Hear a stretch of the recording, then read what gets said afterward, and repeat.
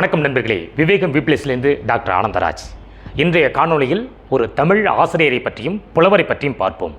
இவர் யார் என்றால் வேதாச்சலம் என்று அழைக்கப்படக்கூடிய மறைமலை அடிகளார் அவர்கள்.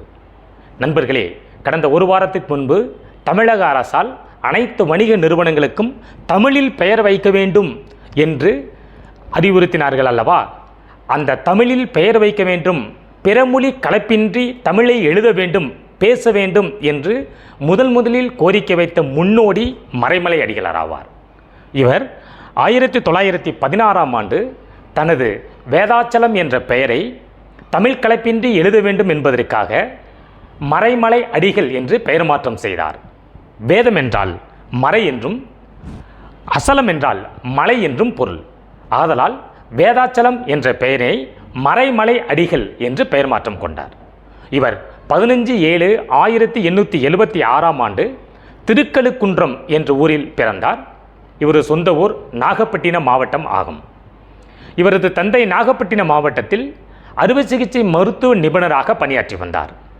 ஆதலால் இவருடைய தொடக்க கல்வியினை நாகப்பட்டினத்தில் உள்ள வெசூலியன் தொண்டு நிறுவனம் நடத்த வந்த உயர்நிலைப் பள்ளியில் தொடக்க கல்வியினையும், பின்பு நாகப்பட்டினத்தில் புத்தக கடை வைத்திருந்த திரு நாராயணசாமி என்பவரிடமும் தமிழ் பயின்று கற்று தேர்ந்தார்.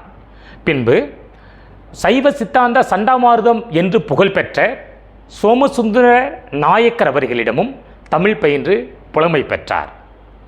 அதன்பின் மீனா லோசினி என்ற தமிழ் செய்தித்தாள் நிறுவனத்திடமும் தீபிகை என்ற இதழிலும் தமிழாசிரியராக பணியாற்றினார்.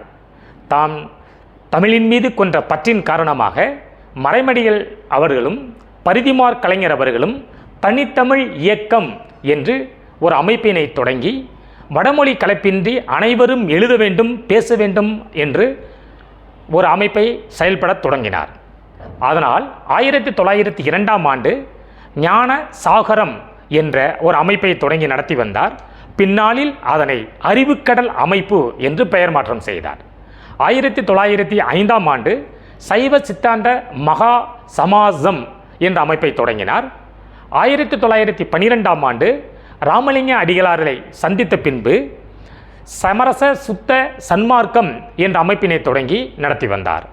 அதனையும் பின்னாளில் பொதுநிலை கழகம் என்று தமிழினில் பெயர் மாற்றம் செய்தார். பின்பு தமிழினை வடமொழி கலப்பின்றி பேச வேண்டும் என்று அறிவுறுத்த செய்தார். இந்த மறைமலை அடிகளார் அவர்களுக்கு பல்லாவரம் முனிவர் என்ற ஒரு சிறப்பு பெயரும் உண்டு. இவர் 1950ஆம் ஆண்டு செப்டம்பர் 5ஆம் தேதி தனது 75வது வயதினில் இயற்கை எய்தினார். நன்றி நண்பர்களே. வரும் காணொளியில் வேறொரு தமிழ் அறிஞரை பற்றி பார்ப்போம்.